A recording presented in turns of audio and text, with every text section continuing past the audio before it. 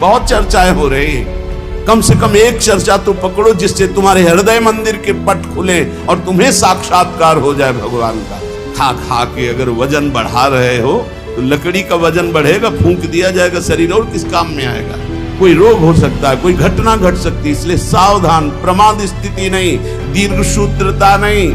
अगर दिनचर्या में व्यवधान तो तुम्हारे जीवन में व्यवधान है, हटा दो, अपनी दिनचर्या में आओ। दिनचर्या ठीक होनी चाहिए। स्मार्ट, बड़े स्मार्ट बने हो, माया से थोड़ी तुम्हारी स्मार्टगिरी चलेगी। बहुत बड़ा प्रभाव पड़ता है, आपको अनजाने में पतन के मार्ग में आपको ले जाएगा। यहां कह रहे हैं जो साधक भगवान के मार्ग में चल रहे हैं उनके लिए सावधानी की बातें हैं। बहुत सावधान होकर सुने और इनसे बचें। जो उपासक इन बातों से नहीं बचता वो अपने लक्ष्य से भ्रष्ट हो जाता है। इसलिए बहुत काम की बात है। पहला है, किसी भी सभा समिति संगोष्ठी में शामिल ना होना जहां एक दूसरे की कटाक्ष हो रही हो, जहां एक दूसरे की निंदा की जा रही हो, जहां ये सब नहीं, इसमें नहीं फंसना। साधक को नहीं फंसना। भगवत प्राप्ति करने वाले साधक को सबसे पहले बचना है। आ जाना, वहां सभा है, आज वहां समिति है, वहां ऐसा संगोष्ठी है, इस विषय की चर्चा है, नहीं। सत्संग, एकांत सेवन, भगवत सेवा, सत्संग, इष्ट मिले और मन मिले, मिले भजन रस रीति, तहां निसंग कोहे मिलिए, तासों की जे प्रीति। कभी नहीं गए। कई तरह की हानियां हो जाती है, साधक बहिर्मुख हो जाता है। इसलिए साधक को कभी सभा में, समिति में, ऐसी जगह नहीं जाना चाहिए। मना कर रहे, सभा समितियों में शामिल होना मानो अपनी साधना को नष्ट करना है। जो लक्ष्य प्राप्ति के लिए चलना चाहता है, सभा समिति संगोष्ठी ये नहीं। एकांत सेवन, सत्संग सुना, अपरिचित जीवन, किसी से कोई परिचय नहीं। अखबार पढ़ना, समाचार देखना, ये उनके लिए सही है जो समाज सेवी हैं, जो समाज में विविध पदों में हैं। लेकिन जो भगवत प्राप्ति करना चाहता है उस साधक के लिए ठीक नहीं। न समाचार पत्र पढ़ना और न समाचार सुनना, न समिति सभा में जाना, न किसी राजनीतिक या व्यवहारिक संगोष्ठी को सेवन करना, नहीं। हम सबके हृदय में विराजमान उस परमात्म तत्व को जागृत करने के विषय में बोलते हैं। सबका हृदय मंदिर बने और सबके हृदय रूपी मंदिर में भगवान का प्रादुर्भाव, केवल उसकी चर्चा होती है। जिस प्रभाव से अनंत जन्मों से हम भटक रहे हैं, उस माया की मलिनता का नाश करके सच्चिदानंद प्रभु में स्थित होने की चर्चा होती है। बहुत चर्चाएं हो रही है। कम से कम एक चर्चा तो पकड़ो जिससे तुम्हारे हृदय मंदिर के पट खुले और तुम्हें साक्षात्कार हो जाए भगवान का। जब तक हृदय मंदिर में भगवान प्रकाशित नहीं होंगे तब तक कुछ काम बनने वाला नहीं। तो सत्संग हृदय मंदिर के पट खोलता है, सत्संग ज्ञान चक्षु खोलता है, प्रेम नेत्र खोलता है। सभा समितियों में जाना, पक्ष विपक्ष की वार्ता करना, समाचार पत्र पढ़ना, समाचार देखना, इस साधक को छोड़ देना चाहिए। दूसरा, कोई भी मनुष्य तुम्हारे जीवन में विशेष अधिकार प्राप्त न कर पावे। कोई भी पूरी सृष्टि में विशेष अधिकार, अरे वो अपने हैं, तो फिर श्यामा श्याम तुम्हारे कैसे रहे? श्यामा श्याम तो तभी अपने माने जाएंगे जब कोई और अपना ना हो। मेरे तो गिरधर गोपाल दूसरो न कोई, सिद्ध महान प्रेम रस में डूबी हुई मीरा जी के वचन है। मेरे तो गिरधर गोपाल दूसरो न कोई। गोस्वामी तुलसीदास जी, एक भरोसो, एक बल, एक आस विश्वास, एक राम घनश्याम हित चातक तुलसीदास। किसी भी मनुष्य से विशेषता पूर्वक आपका संबंध ना होने पावे, स्थान विशेष में आसक्ति ना होने पावे, वस्तु विशेष में स्वाद ना आने पावे। भगवत प्राप्ति करना है तो दूसरी बात सावधानी पूर्वक कोई हमारा विशेष नहीं, कोई खास नहीं, कोई वस्तु, व्यक्ति, स्थान, कोई विशेष हमारे नहीं। जहां राखो तहां रहो, मान सुख रास है। जहां मेरे स्वामी जैसे रख रहे हैं वैसे रह रहा हूं। मेरा नहीं, मेरे स्वामी कहे जब चाहे तब हटा दे, जब चाहे तब रख ले, उनकी बात है। वस्तु जैसा चाहा वैसा भेज दिया, वैसा हम उसका सेवन कर रहे हैं। हमारे लिए कोई खास वस्तु नहीं, मेरे स्वामी ने भेजा इसलिए बात है। तीसरी, मठ या आश्रम की स्थापना करके उसके विषय में चिंतन करना और धन आदि की चाह करना, यह साधक भगवत प्राप्ति से भ्रष्ट होने की वृत्ति है।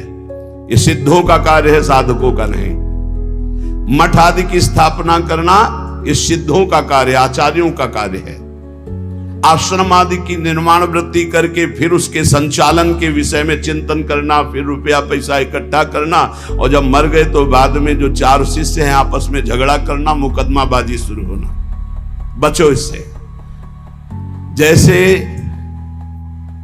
बने बनाए मंदिर हैं, बने बनाए जगह हैं, हमको वास मिल रहा है, वास कर रहे, हटा दिए जाएंगे, फिर फुटपाथ में बैठ जाएंगे, पर हमारा कोई चिंतन चुरा ले, ऐसा नहीं।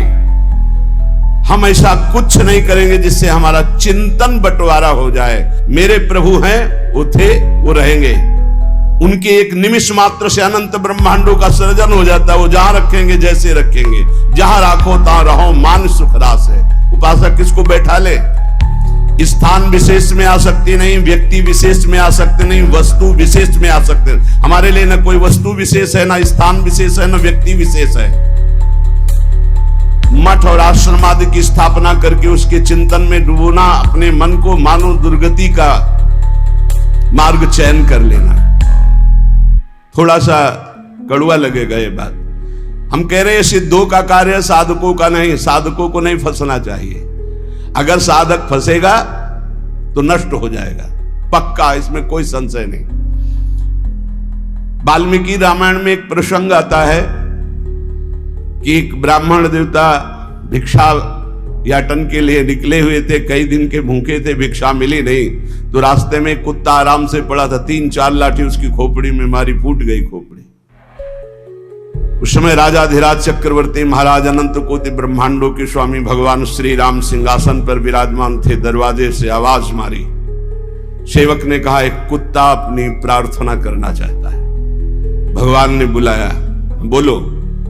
बोले मैं आराम से मार्ग में पड़ा था प्रभु, क्या मार्ग के साइड में पड़े रहना अपराध है? मैं कुत्ता हूं तो इसलिए मेरा इतना भी अधिकार नहीं कि मैं रास्ते के साइड में पड़ा रहूं। नहीं हुआ क्या, एक ब्राह्मण ने हमारे 4-5 लाठी मारी, खोपड़ी फूट गई। आप बताओ क्या मेरा दोष क्या था? मैंने भूखा भी नहीं, मैंने उसको कुछ छेड़ा भी नहीं, फिर क्यों मारा? बोले हमारे दरबार में ब्राह्मण को तो दंड दिया नहीं जाता। हाँ आप आए हो इसलिए बुलाते हैं उनको और प्रार्थना करेंगे कि ऐसा क्यों किया।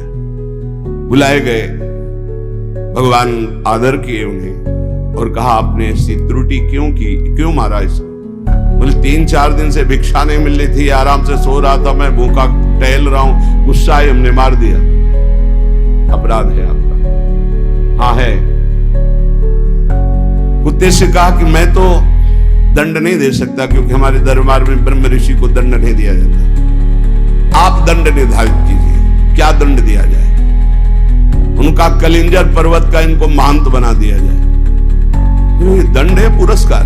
जिसको मांगने से भी भिक्षा नहीं मिलती, वो कलिंजर पर्वत के बहुत बड़े आश्रम का महंत बन जाएगा आगे चलकर, तो ये तो पुरस्कार मिला, ये तो दंड थोड़ी। बोले नहीं प्रभु, मैं मानते ही हूं, पूर्व का मैं मानते ही हूं, जो कुत्ता बना हूं, ये जब कुत्ता बनेगा ना तब इसको समझ में आएगा। सीधे कुत्ता ना कह करके इसको हमने, अगर साधक ये सिद्धों का खेल है, जो स्वात्मानंद में मगन है वो पूरा साम्राज्य चला सकते हैं, लेकिन जो साधक है अगर इस प्रपंच में फंसा तो मारा जाएगा। जब तक भगवत साक्षात्कार न हो तब तक होश में मठ और आश्रम आदि की स्थापना करके उसके चलाने की चिंता करना, ये सब बिल्कुल परमार्थ से भ्रष्ट कर देने की बात है। चौथा, साधन में आलस्य, प्रमाद अपनी दिनचर्या में कभी नहीं होना चाहिए। गुरु प्रसाद से अभी तक, अब आगे भगवान जाने, अगर 102 बुखार भी है और हमारा नियम है 12:30 बजे 1 बजे जगना, तो जगना है, जगना। पैदल आते थे, अब ठीक उसी समय राउंड लगा के अपनी दिनचर्या है, अपनी दिनचर्या में 1 मिनट का फर्क नहीं। अब तो आराम से सो सकते हैं, नहीं, आराम कहां, जब तक शरीर में श्वास है आराम नहीं। इसको ऐसे रगड़ा जाता जैसे कंजूस मालिक नौकर से, ऐसे इस शरीर का प्रयोग किया जाता है। एक एक श्वास बचा बचा के भगवान के चरणों में, और खूब मेहनत कराओ इससे। ये किस काम में आएगा? खा खा के अगर वजन बढ़ा रहे हो तो लकड़ी का वजन बढ़ेगा, फूंक दिया जाएगा शरीर, और किस काम में आएगा? ना उठने में सुविधा, ना दिनचर्या में सुविधा। जब शरीर बढ़ जाता है ना, अरे थोड़ा कम खाओ, खूब इसको व्यायाम प्राणायाम, अपनी दिनचर्या मेहनत करो, खूब नाम जप करो, भजन करो, इसके लिए मिला है। बोले साधन में आलस्य नहीं होना चाहिए, अपनी दिनचर्या में प्रमाद नहीं होना चाहिए। किसी भी साधक दिनचर्या में प्रमाद का मतलब है अपने जीवन को नष्ट करना। ये नींद अच्छा है या राधा राधा रटना अच्छा है? हम कहते थोड़ा सो लो। नींद में केवल सुख जो मिलता है वो 5-6 घंटे संसार का चिंतन छूट गया, इस बात का है। तो तुम बैठे बैठे जागृत में यदि ऐसा अभ्यास बना लो, उसे समाधि कहते हैं। न जागृत है, न स्वप्न है, न सुषुप्ति है, भगवदाकार वृत्ति है। इसी के लिए तो हमारा मानव जीवन हुआ है। साधक अपनी साधना में प्रमाद न करे। कभी 3 बजे, कभी 4 बजे, कभी 5:30 बजे, कभी 2 बजे, ऐसी दिनचर्या ने, एक राइट दिनचर्या, 2-4-5 मिनट की बात अलग, पूरे जीवन आजीवन एक दिनचर्या चलनी चाहिए साधक की। फिर कर लेंगे प्रमाद, दीर्घ सूत्रता, ये नहीं होना चाहिए। 11 माला कहा है, आज 5 माला हुए, कोई कल 11 और 6, फिर कल जब 11 और 6 पूर्ति कर रहे तो 6 पूरे 11, फिर आगे कर। धीरे धीरे नियम ही खत्म हो गया, खत्म। हम कभी इस बात से राजी ना हो कि हमारा मन भजन के लिए आगे डालता है। जब हम दीक्षा देते हैं तो इतना जरूर कहते हैं कि 11 माला गुरु मंत्र के अधिक जपो तुम्हारे सौभाग्य का विषय पर। हमारा नियम 11 कम से कम प्रारंभिक स्थिति में, 12 पद कम से कम चतुरासी जी के पूरी पाठ कर जाओ, तुम्हारे अहो भाग्य, धन्य भाग। रो रो कर जब नाम पुकारते हैं तब कृपा होती है। पता नहीं कौन सी परिस्थिति ऐसा आ जाए कि लाद कर तुम्हें धाम से बाहर फेंक दिया जाए। हाँ, कोई रोग हो सकता है, कोई घटना घट सकती है, इसलिए सावधान। प्रमाद स्थिति नहीं, दीर्घ सूत्रता नहीं, अपने दिनचर्या में कोई फर्क नहीं पड़ना चाहिए। जिसकी दिनचर्या ठीक नहीं है, पूज्य सदगुरुदेव भगवान के वचन, साधु की पहचान उसकी दिनचर्या से होती है। जिसकी दिनचर्या राइट टाइम फिक्स चलती है, साधुता ठीक चल रही है।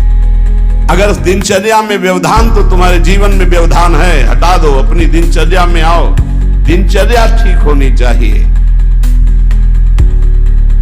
गुरुजनों के वचनों में, शास्त्र के वचनों में अविश्वास, अश्रद्धा या उपदेश दिए हुए कार्य के लिए निश्चय की कमी।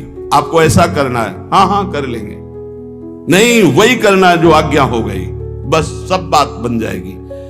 5वां, कोई तुमसे विजय प्राप्त करने आया है शास्त्रार्थ के लिए, पहले ही हाथ जोड़कर हार जाओ। अगर भगवत प्राप्ति करनी, परास्त करने की कोशिश मत करो। 6वां, अपने को संत मानना और दूसरों को दोष दर्शन करना, ये साधक का नाश कर देने वाला होता है। अपने को संत मानना, दूसरों को असंत मानना, मतलब पतन का रास्ता निश्चित कर लिया। आचार्य चरण कह रहे, क्वा हम तुच्छा परम अधमा प्राण हो गर्ह कर्मा, कहा मैं तुच्छ अधम अपराध करने वाला। अपने को असंत और दूसरों को संत माने। 7वां, दूसरों के दोष देखना और उनको प्रकाशित कर देना, ये केवल गुरु की वृत्ति में होना चाहिए। वो अपने शिष्यों के दोष देखकर उसे प्रकाशित करके नष्ट कर दे। बकाया साधक को ये कभी वृत्ति नहीं रखनी चाहिए कि दूसरों के दोष देखकर और उनको प्रकट करना, चुगली करना। अगर साधक किसी के दोष देखता है तो उसी के सामने उसको फटकारे, तब तो मित्र माना जाएगा। और उसके चले जाने के बाद यदि पीछे चर्चा करता है तो उसे निंदा करते हैं, निंदा करने से पाप लगेगा, तुम्हारे अंदर वही दोष बहुतायत मात्रा में जागृत हो जाएगा। शब्द याद कर लो, अगर किसी के प्रति तुम्हारा दोष दर्शन है तो उसी के सामने कहो उससे, ए भाई हमने सत्संग में सुना है, ये जो तुम्हारी बात है ना ये ठीक नहीं है, इसको सुधार कर लो, तो निंदा नहीं मानी जाएगी। वो चला गया, इसके बाद आप उसकी चर्चा करते हैं, अब ये पाप होगा। पर निंदा के किए त्यावत नहीं कछुआत, मूर्ख पर्वत पाप को ले चल अपने साथ। 8वां, किसी भी मनुष्य का ना शरीर से अपमान, न वाणी से अपमान और न मन से उसके नाश का चिंतन। जो तुम्हारा अहित कर रहा है, तुम्हारी निंदा कर रहा है, तुम्हारा अपमान कर रहा है, तो तुम्हें लौट कर अपमान नहीं करना। यह सिद्धांत है भगवत प्राप्ति का। और मन से संकल्प नहीं बनाना कि भोगोगे, क्योंकि तुम भजन करते हो, अगर ऐसा सोचे तो वो भोगेगा जरूर, लेकिन तुम्हारा भजन भगवत प्राप्ति की योग्य नहीं रह जाएगा। 9वां, पर चर्चा, बैठकर सदैव दूसरे के विषय की चर्चा। ये साधकों में कुछ दोष होते हैं, इसलिए इसका सुधार करना चाहिए। पर चर्चा, पर निंदा से साधक को बहुत बचना है। ये जबान बहुत दुष्ट है, इसको रोको, वाणी को रोको। वाणी एक अमोल है, जो कोई बोले जान, हे तराजू तौल के तब मुख बाहर आन। और 10वां, सीरियल, नाटक, सिनेमा, नौटंकी, ये सब साधक नहीं। असत साहित्य नहीं पढ़ना, नहीं देखना, नहीं सुनना, बहुत बड़ा प्रभाव पड़ता है। इससे बहुत बड़ा प्रभाव पड़ता है, बहुत बड़ा प्रभाव पड़ता है। आपको अनजाने में पतन के मार्ग में आपको ले जाएगा। आपको सुनना है सत्संग तो सुनने वाला यंत्र रखिए। ये सुनने के लिए ये जो टच वाला मोबाइल है, बच्चों इससे, पक्की बात है। इसको हम बहुत प्रार्थना पूर्वक निवेदन करते हैं कि साधक जो घर से निकला है भगवत प्राप्ति के लिए, टच वाले मोबाइल से बचे।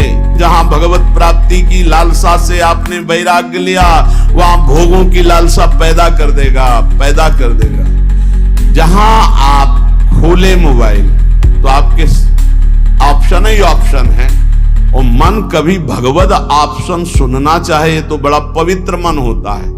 हाँ, ये संसारिक बात है, इसमें क्या है? अच्छा, इसमें क्या है? ढूंढते ढूंढते वहां पहुंच गए जहां नहीं पहुंचना चाहिए, और आपको नष्ट कर देगा। सत्संग सुनना है तो यंत्र रखो सत्संग सुनने का। अगर आपको सही माने में मोबाइल का ही प्रयोग करना है, बहुत जरूरी है, तो हम कहते हैं छोटा वाला मोबाइल रखो। लेकिन नहीं, स्मार्ट, बड़े स्मार्ट बने हो, माया से थोड़ी तुम्हारी स्मार्ट गिरी चलेगी। माया तुमसे ज्यादा स्मार्ट है, उसी स्मार्ट में फंसा देगी। स्मार्ट है तो कहते हैं उसे स्मार्ट मोबाइल कहते हैं। हाँ, तुम्हारी स्मार्ट गिरी नहीं चलेगी माया के आगे। वो एक दृश्य दिखाकर, मछली के मैथुन को देखकर 100 भरी महात्मा जल में समाधिस्थ रहते थे, साधना भ्रष्ट हो गई। अजामिल लकड़ी लेने गया था, वैश्यागमन देख करके उसकी बुद्धि भ्रष्ट हो गई, उसी वैश्या में आसक्त हो गई। प्रार्थना है, बहुत है, बिना मोबाइल के नहीं चलता तो 1800 वाला ले लो, 2000 का जो नहीं आता इतना। भाई बहुत है, बात करनी, कहीं कोई तुम्हारा पदाधिकारी हो तो भाई देख लो। नहीं तो हमें प्रार्थना करनी है साधकों से, स्मार्ट से बचो, बहुत स्मार्ट है वो, तुम्हें फंसा लेगा, भगवत मार्ग से गिरा देगा, पक्का पक्का गिरा देगा। मान लो, हम कह रहे हैं, लेकिन कोई नहीं मानने के लिए तैयार है। और किससे बात करनी? श्री जी के लिए स्मार्ट काम नहीं करेगा, वहां फोन बात होगी नहीं, वहां तो राधा नाम काम करेगा, राधा राधा राधा राधा राधा। हाँ, कुछ ऐसी आवश्यकताएं हैं जिनकी जरूरत है, क्योंकि बिना उसके काम नहीं चल सकता। तो हम कह रहे जहां तक हो सके, और अगर किसी को बहुतय की रखना है तो बहुत हिम्मत करो, कसम खा लो कि कभी हम और क्षेत्र में नहीं जाएंगे। बहुत बड़ा क्षेत्र है। आज कोई भी व्यक्ति हमको प्रायः ऐसा नहीं दिखाई देता जिसकी कनपटी में मोबाइल ना लगा हो। भगवान का ये बहुत विचित्र कलयुग, भगवान ने ये यंत्र चलाया है, बहुत विचित्र। ये भगवान की बहुत माया चली। तो कह रहे नाटक, सिनेमा, फिल्म, सीरियल, समाचार, बचो भाई। अगर भगवत प्राप्ति करना है तो थोड़ा सावधान हो जाओ। 11वां, शास्त्र विरुद्ध कोई भी आचरण ना हो, नहीं तो भय को प्राप्त हो जाओगे। बड़े शेर दिल होकर के भी तुम्हें गुलामी ऐसे की सहनी पड़ेगी जो तुम सोच नहीं सकते। अगर अशास्त्रीय थोड़ा भी कर्म हुआ तो वही तुम्हें रौंद देगा। एक छोटा सा, एक नीच प्रवृत्ति वाला तुम्हारे ऊपर शासन कर लेगा। हमारी बात को समझना, जो लिखा है, शास्त्र विरुद्ध कोई भी आचरण तुम्हारे शेर दिल को रौंद देगा। शेर दिल का मतलब समझते हो, साधु सिंहवत होता है, बिल्ली बना देगा। वही तुम्हें डाउन होना पड़ेगा, वही तुम्हारी हंसी उपहास, वही तुम्हारी निंदा हो जाएगी, अशास्त्रीय आचरण। 12वां, बड़ों के आने पर खड़े हो जाना चाहिए, नहीं तो प्राण शक्ति कमजोर होती है। अपने से पूज्य और बड़े जन आवे तो हाथ जोड़कर खड़े हो जाने से हमारी प्राण शक्ति मजबूत होती है। पक्का मानो, ये जो दिल कमजोर हो रहे हैं ना, इसका कारण खान पान व्यवहार अशास्त्रीय। ये जो सुबह 8-10 बजे तक सो रहे हैं, आयु नष्ट हो रही। ये जो नाना प्रकार के बाहरी भोजन कर रहे हैं, इनसे अपने यंत्र कमजोर हो रहे हैं। जो अशास्त्रीय कार्य हो रहे हैं, उनसे जीवनी शक्ति नष्ट हो रही, प्राण शक्ति कमजोर हो रही। पक्का मानिए, आज प्रायः लोग ऐसा ही है कि 1-2 बजे रात्रि के सोते हैं और 8-10 बजे जगते हैं। हमारी प्रार्थना है भुवन भास्कर उदय हो रहे और आप सो रहे, तो आपकी श्री, कीर्ति, यश, पवित्रता, प्राण शक्ति, जीवन शक्ति, इन सब का नाश हो रहा है। अरे प्रातः काल भगवान उदय हो रहे हैं, हाथ जोड़कर प्रणाम मात्र कर लो। नार्घ देव तो प्रणाम तो कर लो, भुवन भास्कर पधारे सूर्य नारायण। लेकिन नहीं, 10-11 बजे तक सोते। प्रायः दिनचर्या बन रही। सही माने में 10 बजे सो जा, 11, 12, 1, 2 दिन में 1 घंटा विश्राम का। जिसको दिन में विश्राम नहीं तो 9 बजे सो जाओ। 5 घंटे सो जाना बहुत होता है। 5 घंटे बहुत। अभ्यास योग युक्तेन, जैसा आप अभ्यास कर लो वैसा। आपने अभ्यास कर लिया 3 घंटे में, तो 24 घंटे में 3 घंटे में काम हो जाएगा। आप अभ्यास कर लो। अरे साधना एक बार सोने का समय दे दिया, इसके बाद बस फिर नींद नहीं आनी चाहिए, फिर नींद नहीं आनी चाहिए। हर समय ऐसे नींद। और 13वां, किसी भी वस्तु से या जीव से घृणा नहीं करनी। हमें प्रयोग नहीं करना, हमें घृणा नहीं करना। किसी भी वस्तु से, किसी भी जीव से, सब भगवान की सृष्टि। हमारे लिए जो आदेश है हम उसका खान पान करेंगे, उसका पालन। हमें घृणा किसी से नहीं, किसी से नफरत नहीं। ये घृणा नफरत ये भगवत मार्ग के पथिकों में नहीं होती। विपत्ति में घबरा करके किसी और से सहयोग मांग लेना, ये बहुत खास बात है। बैठे रहो, प्रभु देखते हैं, बने तो आपसे बने, नहीं तो बिगड़ जाए। देखेंगे आप कैसे बना। पक्का गिरते गिरते गोद में हो जाओगे। कई बार हमने अनुभव किया सेकंड का।